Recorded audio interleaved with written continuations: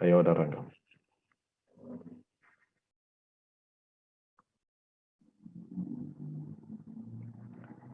Bueno, buenas tardes, bienvenidos, bienvenidas a todos a este tercer y último encuentro de este ciclo de análisis político, Diciembre en Debate, que venimos organizando desde la Secretaría de Relaciones Institucionales de la Facultad de Ciencia Política y el Conversatorio de las Ciencias de la UNR. Comenzamos este ciclo con Ernesto Semán, luego con María Pía López. Hoy nos acompaña Federico Zapata. La idea del ciclo era, en este diciembre político, un mes de diciembre que siempre está cargado de acontecimientos, desde la vuelta a la democracia, el 2001, que han caracterizado siempre por poner a este mes con un fuerte atravesamiento de dinámicas políticas, tanto institucionales como más plebeyas. Hoy vamos a estar culminando. Queríamos en este encuentro, antes de pasarle la palabra a Javier, agradecer tanto a la universidad y a sus autoridades, al rector Franco Bertolacci, al decano de nuestra Facultad de Ciencia Política y Relaciones Internacionales, Gustavo Marini, y por supuesto al Centro Cultural Atlas, que a lo largo de estos 3 encuentros estuvo aquí haciendo toda la parte de la operación técnica para poder salir por el canal de YouTube. Así que dicho esto brevemente, le paso la palabra a Javier, así lo escuchamos luego a Federico. Bueno, ahí estamos, creo que se escucha. Bueno, muchas gracias, buenas tardes.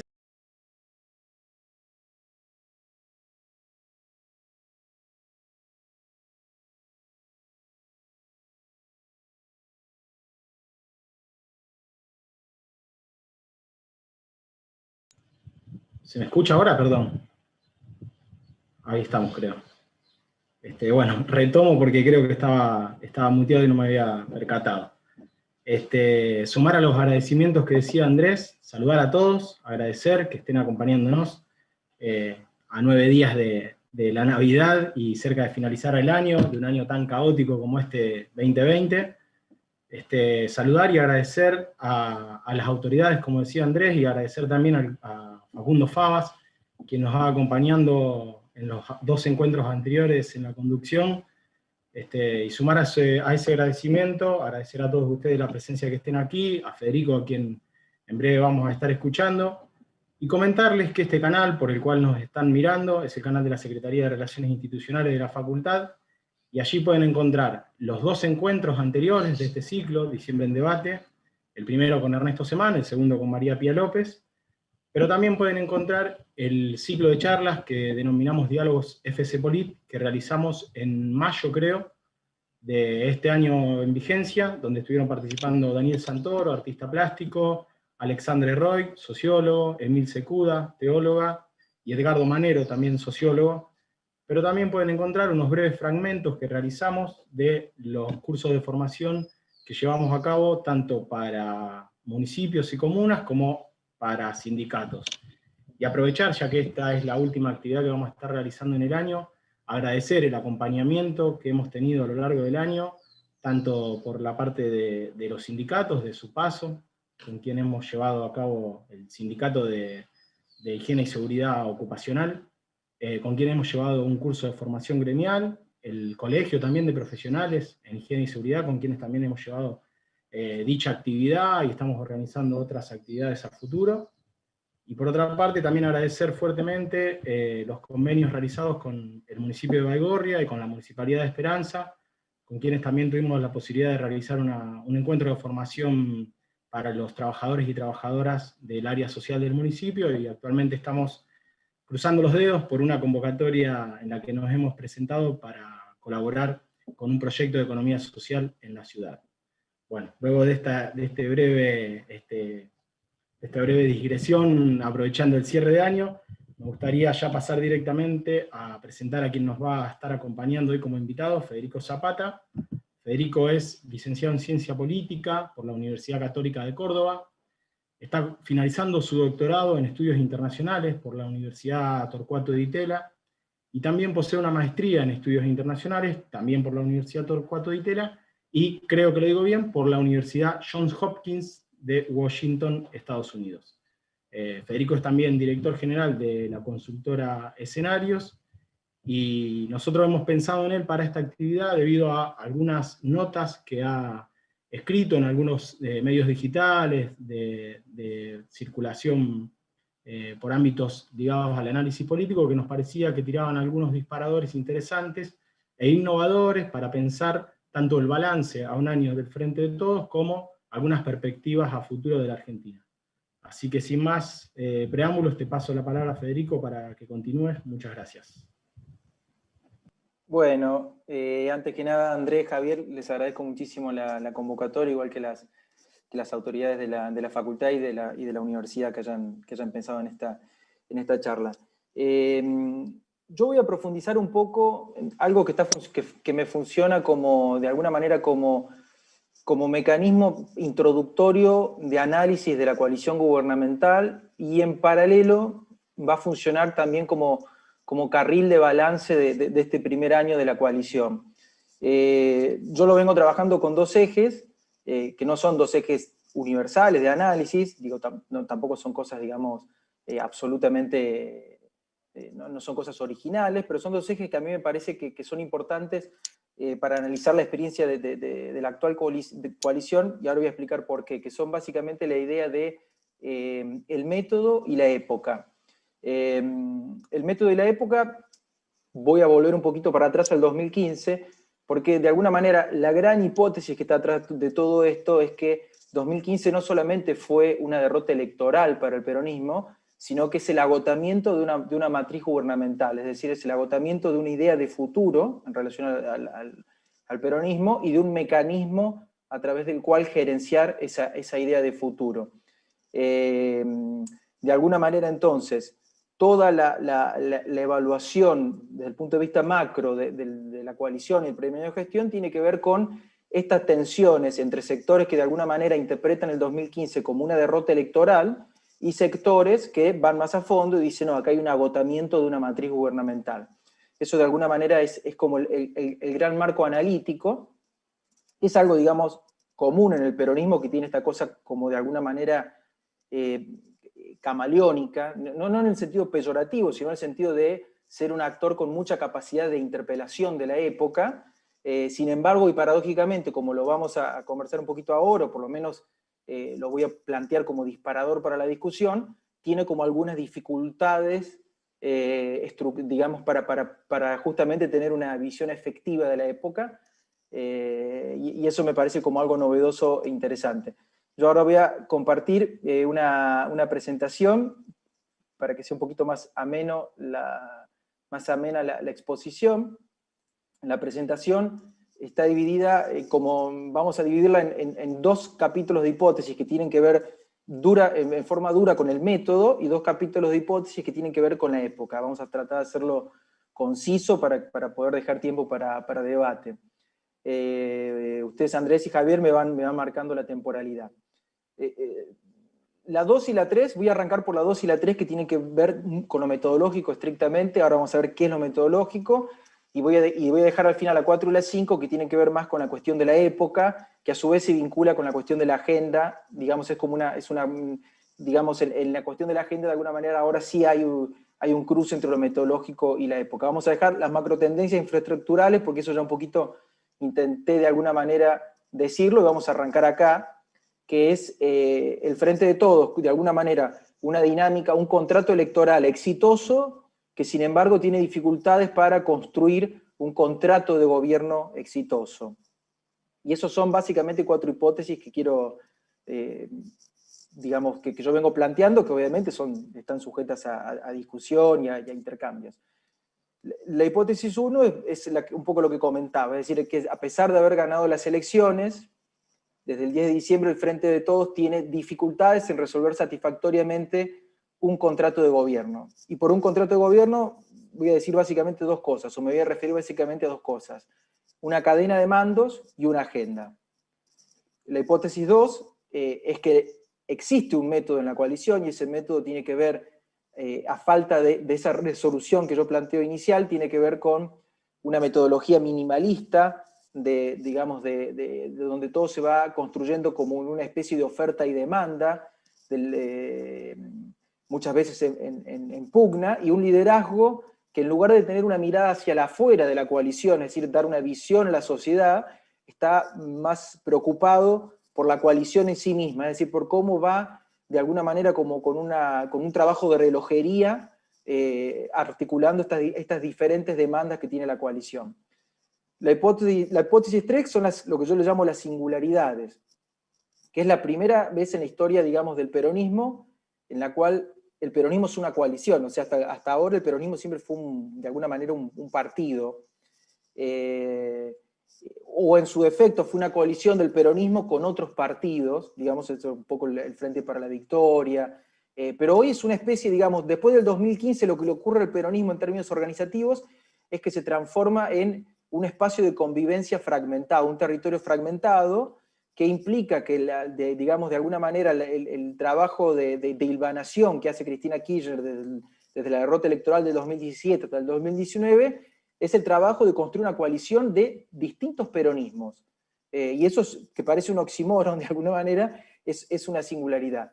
Y la segunda singularidad, que es discutible si es la primera o no, la primera vez que le ocurre o no al peronismo, pero vamos a decir que es la primera vez que le ocurre esto al peronismo desde la democracia, es que el liderazgo político no coincide con el liderazgo gestión. Es decir, el liderazgo político claramente sigue siendo hasta el presente Cristina Fernández de Kirchner, y el liderazgo de la gestión, en principio, le corresponde, desde el punto de vista, digamos, institucional, a Alberto Fernández.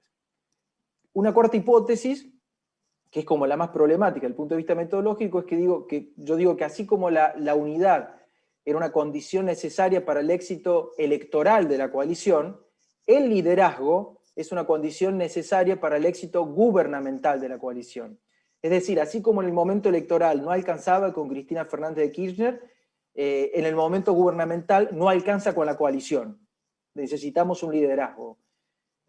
Un liderazgo que no necesariamente sea esto que digo, un relojero que de alguna manera es un espejo de la coalición, sino un liderazgo que tenga una capacidad de proyectar una visión superadora de las diversidades de la coalición. A partir de eso, digamos, y siguiendo con lo metodológico, vamos a hacer unas 4 hipótesis nuevas que tienen que ver con cómo resolver o cómo construir un contrato gubernamental en esta situación coalicional. La primera, obviamente, y la más importante, es la agenda. O sea, digamos, hay como una cuestión en Alberto Fernández que funciona muy como un político de preépoca de las redes sociales, probablemente por la experiencia que tuvo con Néstor Kirchner. Digamos, las redes sociales son de 2007, 2008, ahí empieza como a masificarse, pero donde todavía había una práctica muy fuerte de la clase política de microsegmentar las agendas. Es decir, le decían una cosa a un sindicato, le decían una cosa a un empresario, le decían otra cosa a un movimiento social.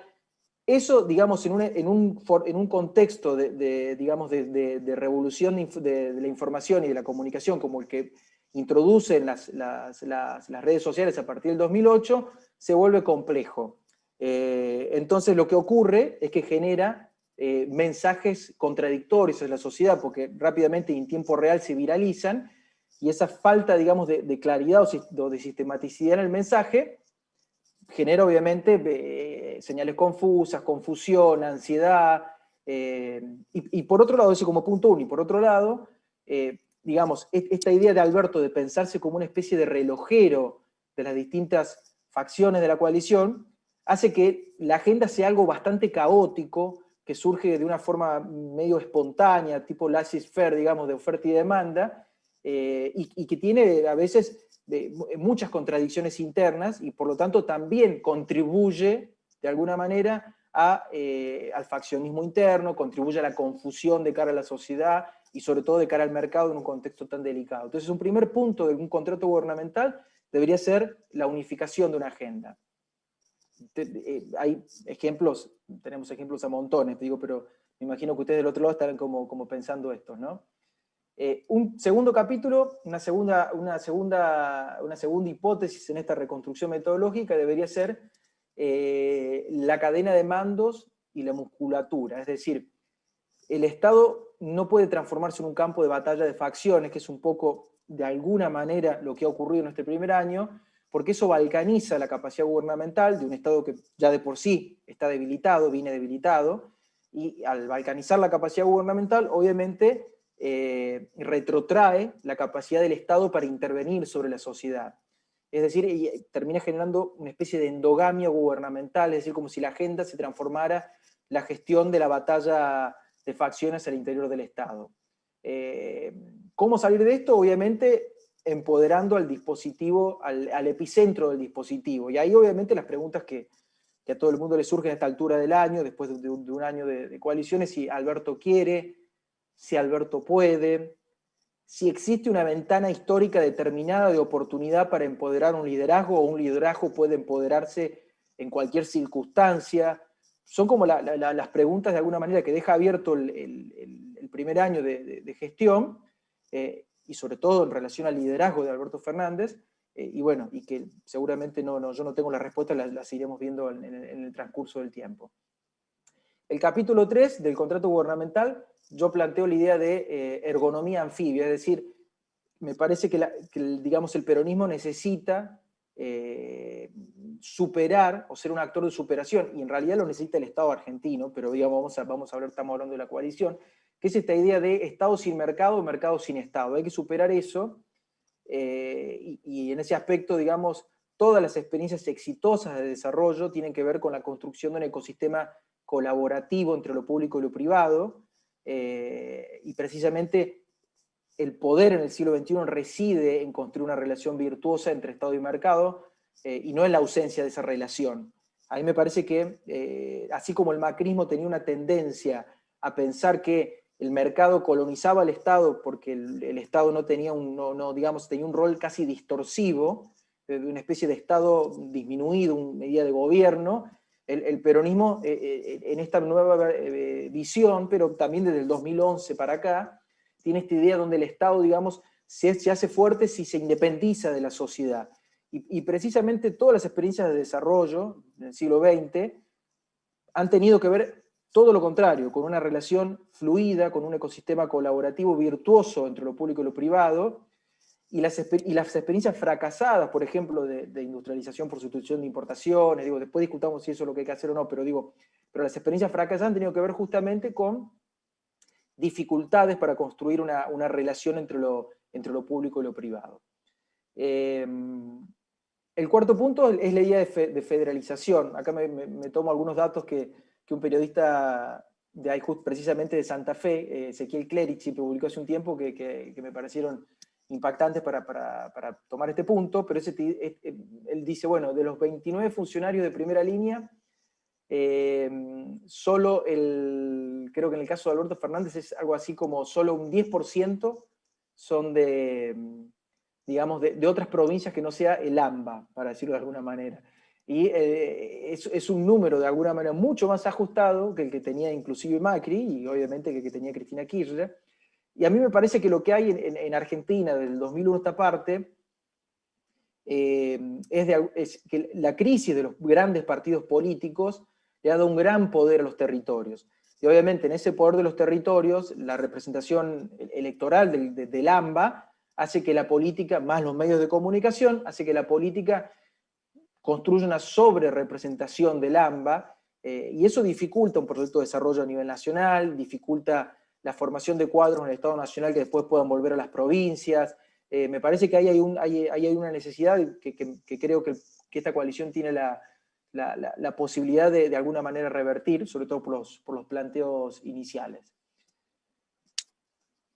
Vamos a entrar como en una segunda parte que ahora sí tiene que ver esto con lo que yo decía anteriormente de la agenda. O sea, vamos a meter un poco más adentro, digamos, vamos a dejarlo metodológico, por supuesto que son cosas que se solapan, y vamos a charlar sobre la economía política de la época, es decir, cuál es el modelo de acumulación o qué dice la época en relación a la agenda que debería la coalición, digamos, lograr para poder resolver algunas disyuntivas de coyuntura, o de época, mejor dicho. Bueno, acá hago una pregunta general, ¿no? ¿Acumulación o distribución? ¿Estamos en un momento de acumulación o estamos en un momento de distribución? El peronismo tuvo, creo que, dos grandes momentos de distribución, que fue el primer mandato de Perón y, de alguna manera, la primera presidencia de Cristina Fernández de Kirchner. El resto fueron momentos, fuertes momentos de acumulación, y en ese aspecto, digo, a mí me parece que el contexto es más parecido, salvando todas las diferencias, pero más parecido al 89 que al contexto del 2003. Básicamente porque en el 89, porque en el 2003, perdón, la devaluación que se produjo se generó en un contexto donde venían 10 años de una economía desindexada, por lo tanto fue una devaluación que no se fue directamente a precios. La economía además venía por el tipo de cambio, digamos, muy favorable a la adquisición de bienes de capitales. En la década de los 90 venía con una economía fuertemente capitalizada, por lo tanto la devaluación del 2000, digamos del 2000, las devaluaciones del 2001 hasta el 2003, lo que generaron fueron básicamente un rebote muy agresivo de la economía, no solamente por los precios de los commodities, sino porque además la economía estaba muy capitalizada para dar esa reacción.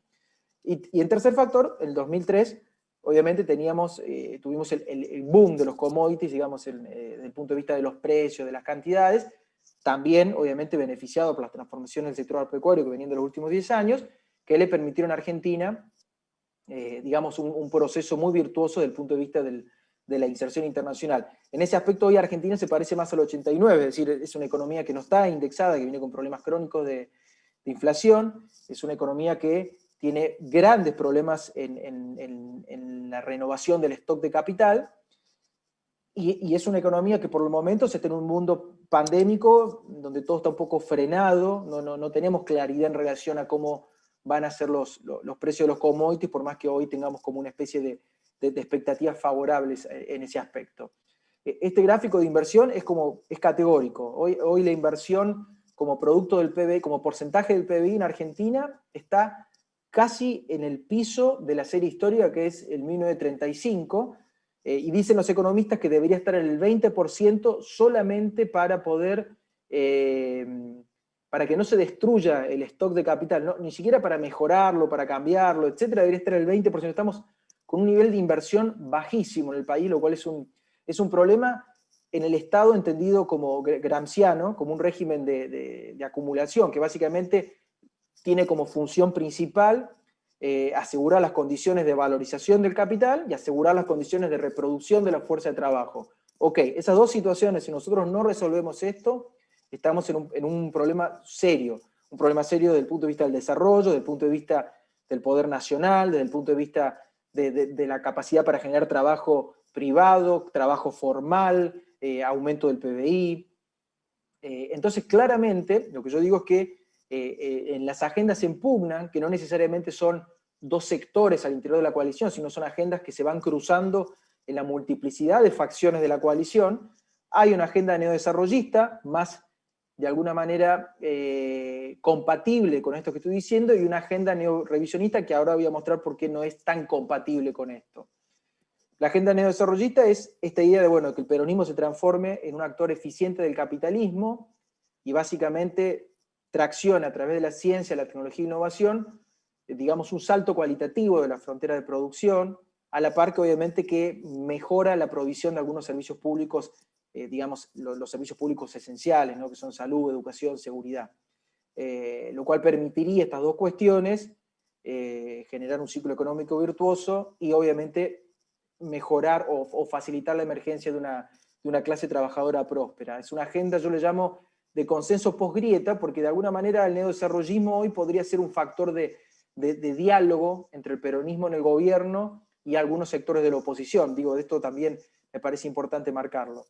Y la neorevisionista, que es una agenda como, digamos, en una especie de peronismo radicalizado, digamos, como si fuera una especie de cruzada de clase contra el capital, en donde la idea es, bueno, la pandemia nos permite reducir la importancia relativa del sector privado de la Argentina, recuperar el rol empresarial del Estado, implementar un programa redistributivo. Esto yo creo que es absolutamente problemático. Es problemático porque justamente la Argentina hoy necesita la inversión. Nosotros no vamos a tener un plan Marshall de algún organismo internacional, no tenemos un fondo contracíclico, prácticamente no tenemos reservas en el Banco Central. Por lo tanto, para nosotros resulta fundamental generar un ecosistema de confianza para que el empresariado privado, sobre todo el argentino, obviamente, pues después la inversión extranjera directa siempre tiene algunos problemas, pero el argentino se vuelque en un proceso virtuoso de inversión. Por lo tanto, a mí esta versión me parece, digamos, de alguna manera problemática. Voy a saltar un poquito estas, que son algunos supuestos. Las preguntas de época ya un poco las vimos. Y esto es un poco lo que yo decía recién, ¿no? Desde el punto de vista político, el contrato electoral con el que ganó el Frente para la Victoria, el Frente de Todos, perdón, se lleva bien con la interpretación neodesarrollista y choca con la interpretación neorevisionista. El caso típico es Vicentín, o sea, digamos, ustedes lo conocen mucho mejor que yo. No estoy defendiendo a Vicentín, ni defendiendo lo que han hecho, ni defendiendo nada, simplemente digo que, digamos, la agenda neorevisionista se choca contra el problema electoral, con independencia después de que la justicia actúe y haga lo que tenga que hacer con Vicentín, y de que ojalá se puedan preservar las fuentes de trabajo. Desde el punto de vista de la economía, como decía también, la realidad del capital es básicamente un país que viene de 10 años de estresar al capital nacional, y por lo tanto no hay margen para un programa redistributivo, y ese estrés del capital se llama desinversión, que esa caída que veíamos, que es lo que necesitamos urgente de revertir. No vamos a tener un plan Marshall, no tenemos un fondo contracíclico, un gran banco de desarrollo que hubiese juntado reservas para pasar por esto. Ahora bien, si logramos un entorno amigable, un orden de la cadena de mandos, porque si la cadena de mandos no está ordenada, termina desordenando la economía, es decir, Guzmán puede ser, digamos, como dice, le escuché decir a Gerchunov algo muy gracioso, que es una especie de híbrido entre Lavagna y ¿cómo la otra metáfora que usó? El primer ministro Dualde, que no me sale ahora, entre Lavagna y Remes-Lenikov, pero por más que Guzmán, que viene haciendo un trabajo sumamente sacrificado, porque heredó un problema económico de la gestión de Macri, que a su vez heredaba un problema económico de la última gestión de Cristina Kirchner, y encima le cayó en el medio, digamos, el rayo de la pandemia.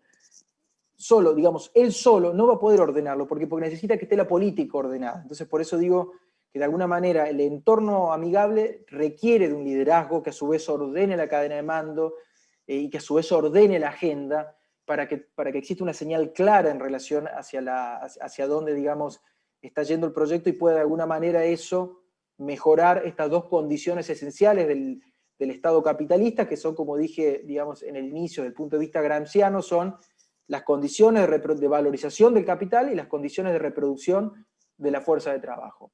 Voy a hacer un corte acá, si les parece, como para que abramos me quedó, digamos, un poco cuál podría ser una agenda neodesarrollista, pero me parece que está bueno hacer un corte acá, y en todo caso abrimos un debate, o si Andrés y Javier prefieren que haga un poquito una avanzada más, me avisan y lo vamos viendo. No sé cómo les parece, chicos, cómo venimos.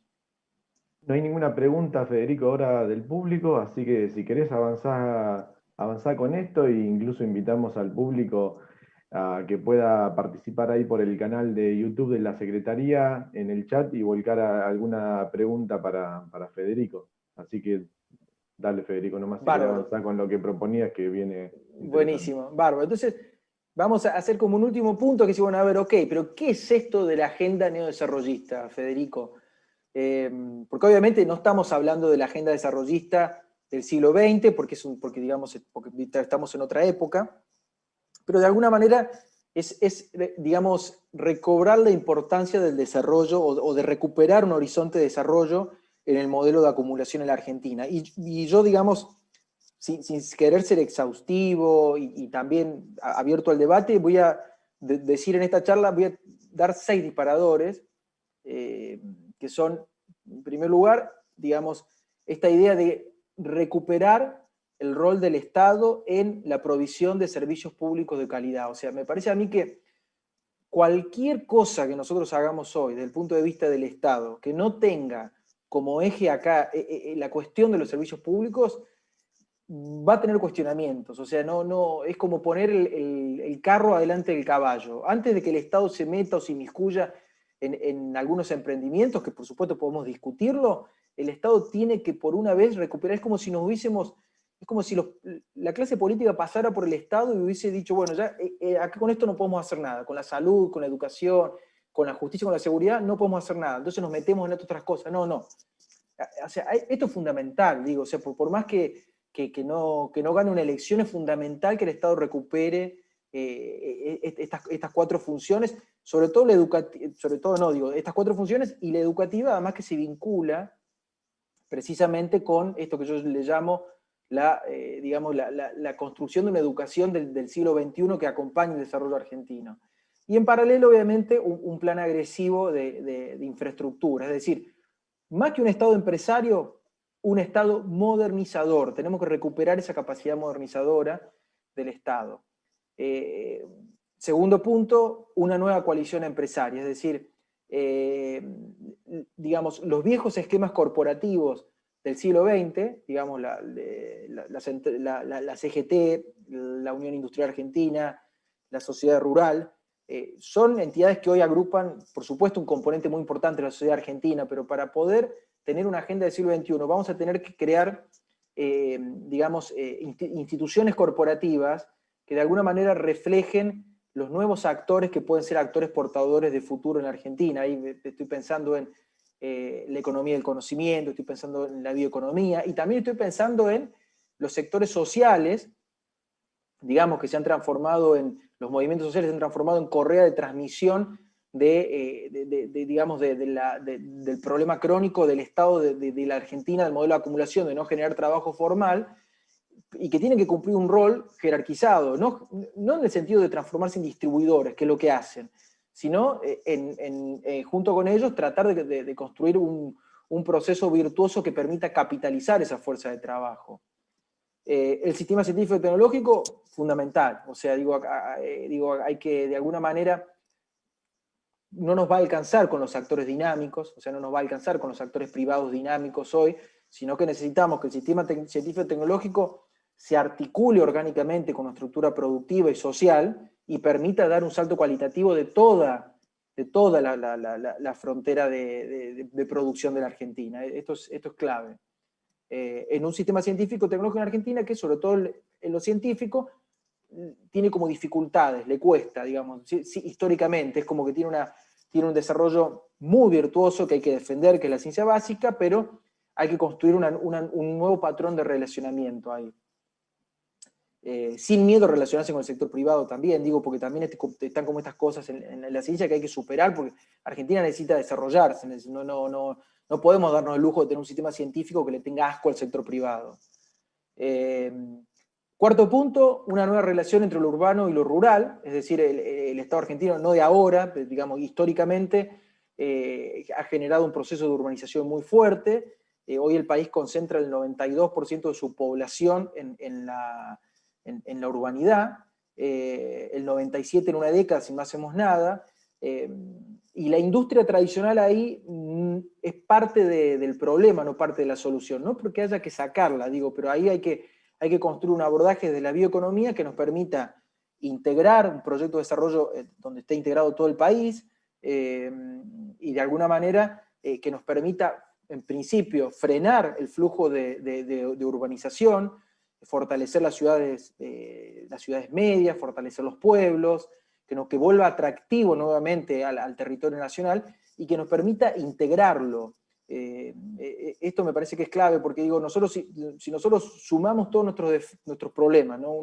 Una clase política engrietada, enfrentada, y además un territorio desintegrado, la verdad que desde el punto de vista de nuestra inserción internacional es absolutamente problemático en relación a la construcción de poder nacional. Un quinto punto, hablando de política internacional, que es la política exterior, es decir, nosotros necesitamos volver a hacer que los acuerdos de integración sean económicos, porque nosotros necesitamos escalas y mercado. O sea, está perfecto la integración social, la integración cultural. Ahora, nuestra política exterior tiene que estar enfocada a que nosotros podamos, obviamente, vamos a necesitar del resto de los países de la región, pero podamos recuperar un espacio de integración económico, que nos permita tener escala, que nos permita tener mercados. Es decir, me parece que la política exterior nosotros necesitamos que deje de ser un vehículo de algunas aspiraciones o deseos ideológicos y se transforme en un motor para insertarnos, para permitirnos ganar negocio a nivel nacional, para permitir que nuestras empresas, las que están en el mundo, sean más fuertes en el mundo, las que no están en el mundo, ingresen al mundo. Nosotros necesitamos exportar, y para exportar la política exterior tiene que ser una aliada fundamental. Y un sexto punto, que yo le llamo un nuevo pacto laboral. No estoy diciendo una reforma laboral, no estoy diciendo que hay que sacar de hecho, estoy diciendo que tenemos un problema. Nosotros tenemos un 40% de la población antes de la pandemia, un 40% de la población económicamente activa que solamente puede acceder al empleo formal. Por lo tanto, tenemos un problema. Entonces ahí me parece que tenemos un desafío como sociedad, que es ver cómo construimos digamos, algún régimen superador que permita que sin que los trabajadores pierdan derecho, logremos tener un sistema que permita formalizar, incorporar, capitalizar, reproducir la fuerza de trabajo en la Argentina, porque digamos, el trabajo formal es central para ordenar las familias, es central para permitir proyectar un horizonte de vida. Esto es clave. Ahí me parece que tenemos que también dejar el dogmatismo, pensar en un sistema, quizás en los que ya están, o en los componentes industriales, seguir con un sistema porque quizás los estratos industriales te permiten, o son compatibles con sistemas más rígidos, pero por ahí en lo que son servicios del futuro, donde hay mayor movilidad, tenemos que pensar en cosas más inteligentes. En la economía social, por ahí tenemos que pensar en cosas más inteligentes para ver cómo los integramos al mercado laboral nuevamente. En la economía del cuidado, que puede ser clave para esto. Esas me parece que son las cosas que tenemos que discutir sin sectarismos, sin cargas ideológicas. Me parece que hay que sentarse en una mesa a discutir estas cosas en forma inteligente, pensando básicamente en el desarrollo y el empoderamiento del país. Así que bueno, eso es un poco. Perfecto, Federico. Recojo una pregunta del público y también meto alguna, porque es algo que vos venís trabajando y que creo que fue de algún momento también una bisagra en lo que fue el proceso kirchnerista en el año 2008 con el llamado conflicto con el campo, ¿no? Ahí se produce cierto quiebre, podemos decir, con lo que vos llamás coalición empresaria, y vos venís trabajando en distintos artículos la necesidad de repensar la relación del peronismo con el campo, no solo desde la economía política, sino también desde la comunicación política. Eso, por un lado, digo, para pensar, digo, en este contexto y pensar ciertas ventajas de Argentina para la inserción internacional, y teniendo en cuenta también que ha aparecido en el último tiempo el sector, podemos decir, de agronegocios con distintas propuestas modernizadoras, incluso bastante bien recibidas por la vicepresidenta Cristina Fernández. Eso por un lado. Y por otro lado, hay una pregunta en relación a lo que vos venías desarrollando, de si conocías la propuesta de Carlos Leiva, redactor del proyecto económico-social de Bell Herbert, ya que decía esta persona que tenía muchos puntos de contacto con tu análisis. El proyecto de Leiva es del último gobierno del 73-74. Del 73-74. No, bueno, pasa que Helbert, digamos, tuvo esto que yo decía recién. Era un tipo muy inteligente, que tenía ideas muy avanzadas, pero a veces no te alcanza con la economía. Vos necesitas que la política resuelva, y me parece que lo que pasó obviamente en ese periodo era, bueno, obviamente que el peronismo llegaba absolutamente con mucha conflictividad interna, había conflictividad externa al peronismo, el modelo, digamos, de industrialización, de sustitución de importaciones, digamos, en Argentina tuvo una particularidad, que es que generó una puja distributiva que nunca logramos ordenarla. En otros modelos como el alemán eso se ordenó, como el alemán, o como, digamos, bueno, obviamente, como el alemán es un caso absolutamente exitoso, el asiático también lo ordenó, en Argentina eso no logramos ordenarlo. Entonces, yo no, la verdad que no lo conozco en precisión, he leído sobre, obviamente me parece que era un tipo muy avanzada, pero me parece que va al punto este de que no va a alcanzar con que un Culfas o un Guzmán hagan un trabajo denodado por ordenar. Vamos a necesitar que la política ordene, porque me parece que lo que está desordenando acá es la política, no la gestión. Así que bueno, nada, le agradezco, lo voy a profundizar.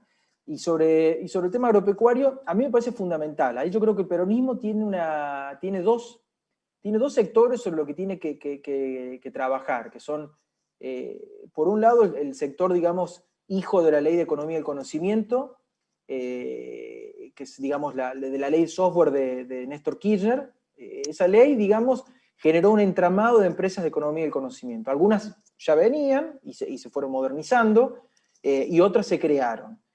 Ahí me parece que nosotros tenemos, por primera vez en muchos años, digamos, una posibilidad muy importante. Nosotros somos fuertes en recursos humanos, podemos mejorar esa competencia, y entonces si generamos ahí unas condiciones nacionales sólidas para que ese sector se desarrolle, son sectores que tienen economías de escala, son sectores que pueden exportar, son sectores que al ser de servicios son muy generadores de empleo, de empleo de calidad. Por lo tanto, a mí me parece que ahí hay un primer círculo concéntrico donde el peronismo tiene que pensar una nueva coalición empresarial, ahí. Y por otro lado, me parece sí que el peronismo tiene que revisar, sobre todo, digamos, la cosmovisión, digamos, ¿por qué ocurre acá? Acá ocurre lo siguiente. El peronismo del 2001 para esta parte, del 2003 para esta parte, es un peronismo ambacéntrico, digamos, o que está conformado por porteños progresistas, no lo estoy diciendo en términos despectivos, digo, para describirlo de alguna manera, o por, digamos, cuadros del conurbano bonaerense con muy contacto con una realidad más bien industrial o con la nueva realidad social, y por otro lado los patagónicos que llegaron, que estaban muy en contacto digamos, con la economía de los hidrocarburos, de lo energético, pero en los tres sectores lo que hay en común es una falta de conocimiento del sujeto realmente existente del campo. Y el sujeto realmente existente del campo hoy se parece muy poco a lo que era el sujeto del preperonismo del siglo XX, que es, digamos, de alguna manera la caja de herramientas conceptual que cuando no se conoce el sector se apela. Hoy son básicamente, primero es nuestra burguesía realmente existente de alguna manera, son pequeños y medianos productores en su mayoría, hay que tratar de preservarlos porque en los últimos años se vienen, digamos, perdiendo muchos pequeños productores, es un valor porque de alguna manera es como una especie de mercado de competencia perfecto, son tipos que digamos, que tienen una tendencia muy fuerte a invertir, por eso se capitalizan, por eso compran maquinaria, por eso permiten ampliar, digamos, la capacidad exportadora del país. Entonces ahí nosotros tenemos, y por otro lado tenemos la agroindustria, que son más bien empresas ya, digamos, anteriores a la Ley de Economía y Conocimiento, pero que en los últimos 20 años han dado un despegue impresionante, ¿no? Desde el punto de vista del aceite, digamos, de los acopios. Ustedes tienen un caso que para mí es un caso emblemático, que es Bioceres, ¿no? Está ahí si no me equivoco. Con lo cual a mí me parece que ahí el peronismo, si quiere transformarse en un actor de modernización, de desarrollo de la Argentina, con un proyecto que genere poder nacional, que genere desarrollo, y que vía ese desarrollo genere trabajo y trabajo de calidad, y que nos permita resolver los problemas sociales, es fundamental que reconstruya, que a la vieja coalición del siglo XX industrial la reformule con estos dos actores centrales, ¿no? Que son la economía del conocimiento y la agroindustria, vamos a llamarla así. Bien. Federico, perdón, Andrés, no sé si... No, pues no me quería olvidar de algo que ya Javier lo nombró, pero bueno, está ahí Paula Contino del área de Derechos Humanos de la UNR, agradecerle por venir siguiendo las charlas, y también ahí, Javier, porque vos también ya la nombraste y agradeciste, y está siguiendo ahí la charla, Romina Toledo del municipio Esperanza al área de promoción social. Así que no quería olvidarme porque estuvieron ahí en el chat saludando antes de pasar a la pregunta que tiene Javier. Perfecto. Romina, con quien estamos intentando fortalecer el proceso de economía social, algo a lo que aludía al pasar Federico. Quería consultarte en la nota del método de la época, y un poco lo planteaste hoy también, hablabas de la necesidad del Frente de Todos de recuperar agenda, de recuperar iniciativa en agenda. Creo que luego de esa nota ha recuperado algo de iniciativa en agenda vinculada a la conquista de derechos individuales con mucho acompañamiento y demanda, principalmente la cuestión de la interrupción voluntaria del embarazo. Pero señalás, al finalizar esa nota, de que si el Frente de Todos no avanza en una agenda que esté vinculada a lo que recién desarrollabas como neodesarrollismo, y se queda en una agenda neorevisionista, podríamos señalar, estaría tensionando el contrato electoral. Creo que lo decías más o menos en ese sentido. Lo cual me parece algo totalmente interesante a partir de cómo hablarle a esa Argentina líquida, o ese tercer tercio que no forma parte de ninguna de esas dos minorías.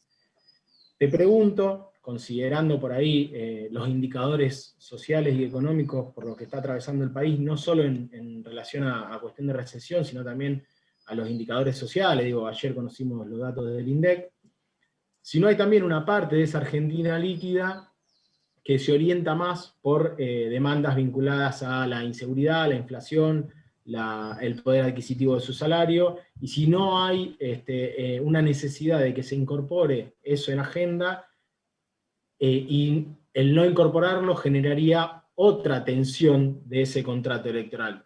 Digo, y para aclararlo un poquito, no refiriéndome quizás a una minoría intensa de una agenda más militante, sino a aquellos sectores que, no sé, por ejemplo, Martín Rodríguez pueden denominar como el moyanismo social, digo, por decirlo de alguna manera, sectores medios bajos, con empleos formales, o algunos quizás informales, pero muy orientados y muy castigados, digo, por un proceso inflacionario que lleva 3 años sostenido. Eso no sé si se comprendió. Sí, está clarísimo. No, yo coincido con vos. Yo tengo por ahí tengo una tendencia, digamos, a pensar, digamos, desde la economía política, pero de alguna manera cuando yo mencioné lo de la agenda neodesarrollista y dije, bueno, ¿qué significa? Hay un punto que es el Estado, y que tiene que ver con la capacidad de recuperar el horizonte eficiente de prestación de servicios públicos básicos, ¿no? O sea, coincido, digamos, o sea, y eso es educación, o sea, nosotros en Argentina en los últimos 20 años vamos a un proceso estamos, digamos, transitando un proceso de fractura en donde, y de desintegración social, educativo, en donde los que tienen la posibilidad de mandar un hijo a una escuela privada tienen una serie de ventajas, digamos, en los que tienen la posibilidad de mandar a un hijo a una escuela pública, hay que decirlo, digamos, tienen doble jornada, tienen idioma inglés, tienen computación, digo, y eso no, digo, es un problema inmenso para la Argentina. Voy a hablar del tema educativo concreto.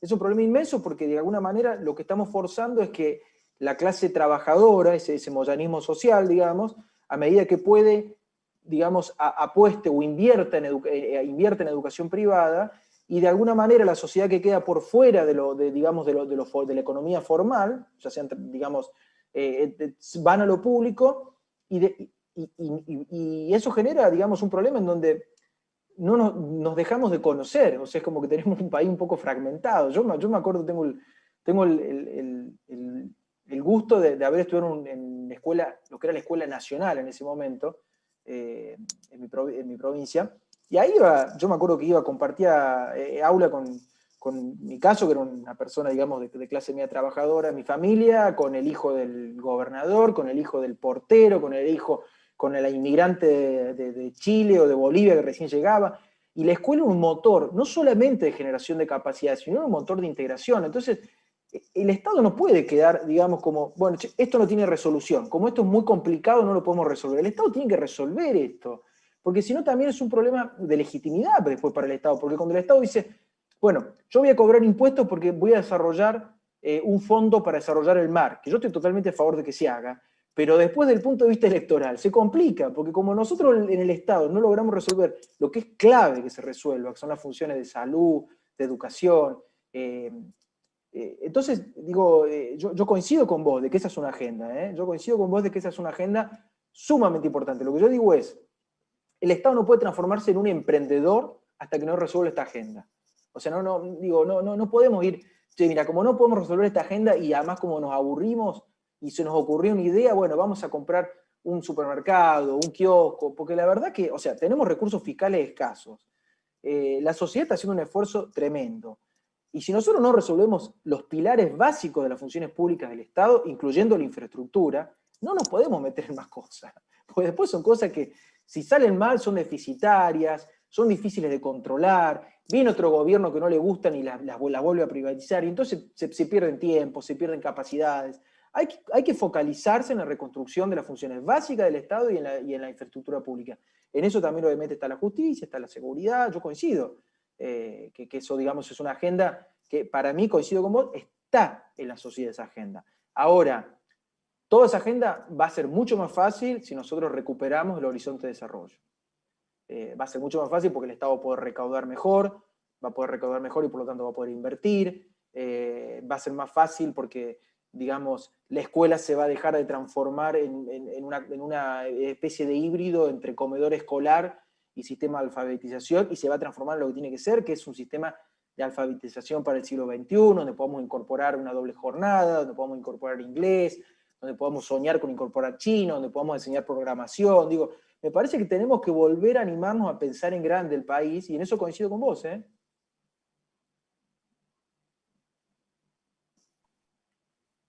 Ahí estaba viendo si hay alguna pregunta del público.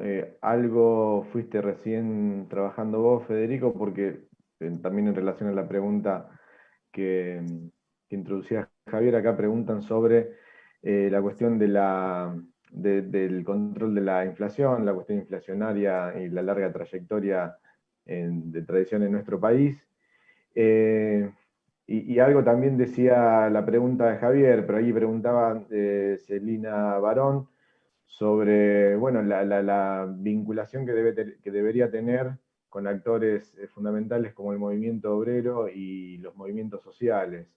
¿Qué modo de vinculación debería plantear el frente de todos? Pienso también que, digo, la pregunta de Celina puede estar pensando en lo que fue la experiencia del kirchnerismo, donde hay un fuerte asentamiento sobre la tradición de derechos humanos, madres, distintos movimientos sociales que venían haciendo una experiencia. Bueno, antes hablábamos con Federico, porque él conocía la experiencia de lo que fue la toma del supermercado, la toma acá en Rosario, ¿no? El kirchnerismo de alguna manera se asienta fuertemente sobre esos sectores. Ahí preguntan, bueno, ¿cómo debería vincularse hoy con el movimiento obrero y con los movimientos sociales? ¿Cuál sería esa demanda? Uh-huh.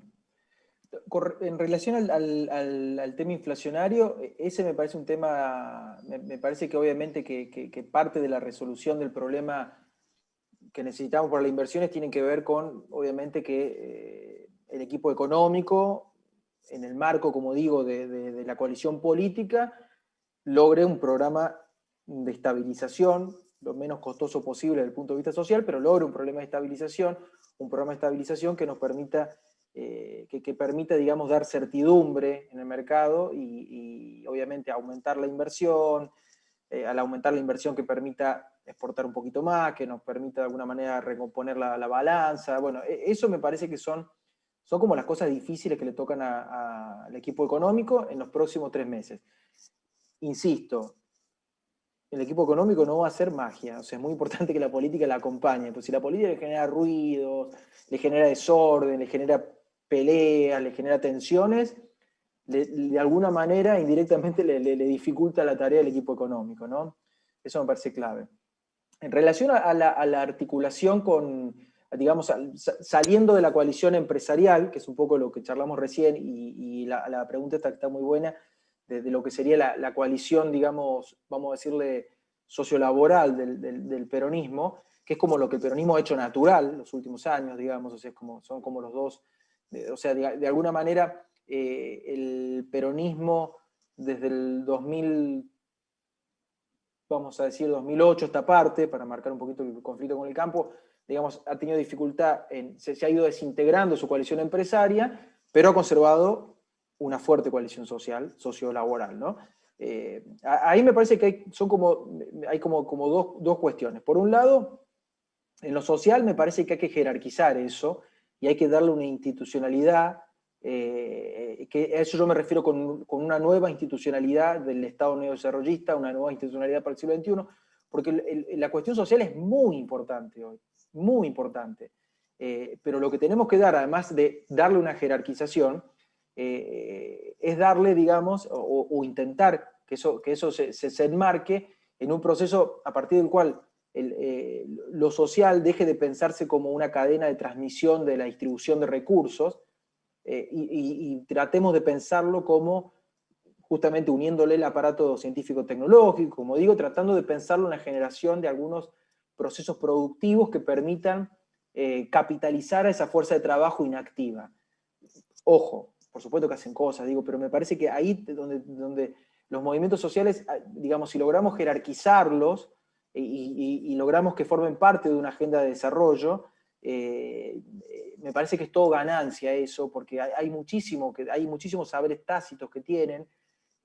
Por ejemplo, hay cosas, yo he estado en algunas conversaciones con el gringo Castro, por ejemplo, que me sorprendió, pero él me decía cosas muy interesantes. Me decía, por ejemplo, que tienen como grandes saberes vinculados al tema de la economía del cuidado, y la economía del cuidado hoy puede ser un factor de muchísima generación de empleo. Entonces me parece que en lo social ahí hay como un diálogo que es jerarquizar eso, darle una jerarquía, y ligarlo con procesos de desarrollo productivo, ¿no? Procesos de desarrollo tecnológico, de una especie de tecnología inclusiva, vamos a llamarlo. Y con lo sindical, bueno, ahí perdón, voy a un poquito más a retomar lo social, una cosa que me parece importante, en donde también hay que pedirle como contracara a los actores sociales que también adquieran, digamos, una gimnasia modernizadora y de diálogo, digamos. Nosotros necesitamos que esos referentes sociales, digamos, estén pensando en cómo desarrollamos esos territorios, generamos emprendimiento, generamos trabajo, digo, no puede ser una agenda de tensión, de grieta, porque ahí es donde se nos va a dificultar a todos, digamos, construir estas nuevas instituciones. Y en relación a lo laboral, bueno, ahí lo mismo, o sea, obviamente que eso es la economía formal, y por supuesto que es muy importante. Lo que me parece que ahí lo que tenemos que ir haciendo es cómo generamos por fuera de lo industrial, que por ahí es como bastante más duro, o bastante más rígido, y tiene a veces sus ventajas, repito, de que sea rígido, pero en lo que son la nueva economía de conocimiento, la bioeconomía, la tecnología inclusiva, ir generando con los sindicatos nuevos marcos normativos que sean muy agresivos para permitirnos incorporar o capitalizar esa mano de obra. Voy a dar un ejemplo digamos, un ejemplo, si se quiere, digamos, exitoso, que me parece a mí, que fue lo que yo viví en los últimos 10 años, o por lo menos lo seguí bastante, que fue el tema del empleo doméstico. El empleo doméstico es vinculado a la economía del cuidado, y la verdad que ahí hubo como una ingeniería inteligente en pensar un formato, digamos, laboral diferente al que prima, digamos, en la lógica industrial del siglo XX, pero que permitió blanquear y generar mejores condiciones de trabajo para las personas que realizan tareas de cuidado. Eso me parece que es clave. O sea, nosotros tenemos que ver lo que es el paquete tecnológico de la economía del siglo XX, que por ahí funciona bien con algunas lógicas como las que hoy tenemos, y lo que requiere que tengamos como una inteligencia para justamente favorecer la formalización y la adquisición de derechos.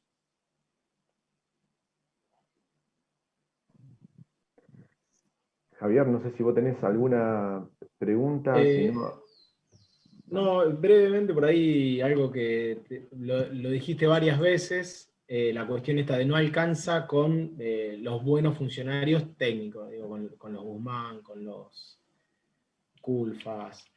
¿Cómo ves ahí la cuestión del pensamiento estratégico en la clase dirigente argentina? Si no hay una cuestión fundamental que está rondando, inclusive en retomar, no este estado de elefante, sino en el estado que se haga cargo de las necesidades más básicas y las funciones más básicas que eran las que vos venías citando. Se me ocurría eso por ahí que como que aparecía... Sí, yo coincido. Yo coincido porque, a ver, nosotros tenemos la clase dirigente nuestra es una clase política, creo que Malamud lo dice de esta manera, él dice, son grandes tácticos, pero no son grandes estratégicos. Y hay algo de eso dando vuelta. Hay algo efectivamente dando vueltas de eso. Y bueno, y ahí me parece que es, digamos, que es mucho lo que tenemos que hacer generacionalmente. A mí me parece que hay una gran apuesta generacional, digamos, porque hay algunos vicios digamos, de la clase política que nosotros no vamos a digamos que ya son vicios, digamos, adquiridos con trayectorias, digamos, de muchos años. Entonces ahí creo que va a ser difícil, pero me parece que para recuperar la capacidad estratégica es fundamental, primero, superar esta condición macroestructural que es la grieta, es decir, esa especie de empate hegemónico, que es una especie de congelamiento de la sociedad, es un proceso, digamos, absolutamente conservador, que a la vez no nos permite sentarnos a dialogar. Por eso yo insisto que la agenda neodesarrollista, paradójicamente, es una agenda de diálogo, nos permite dialogar. No solamente la clase política, sino la clase política con el empresariado con la sociedad, con los movimientos sociales, con los sindicatos. O sea, tenemos que volver a reconstruir un espacio de diálogo. O sea, digamos, me parece que es clave entonces que superemos esta etapa marcada por la grieta, digamos, que empieza en 2008, se profundiza en 2011 y de ahí no hemos logrado salir. Eso primer punto. Y después me parece que desde lo que nos toca a nosotros, que es lo generacional, me parece que nosotros tenemos que ir construyendo también pensamiento estratégico, ¿no? Digamos, esto se hace, digamos, se hace hablando, se hace motorizando encuentros, se hace tensionando nuestras subjetividades, se hace, digamos, me parece que ahí hay una...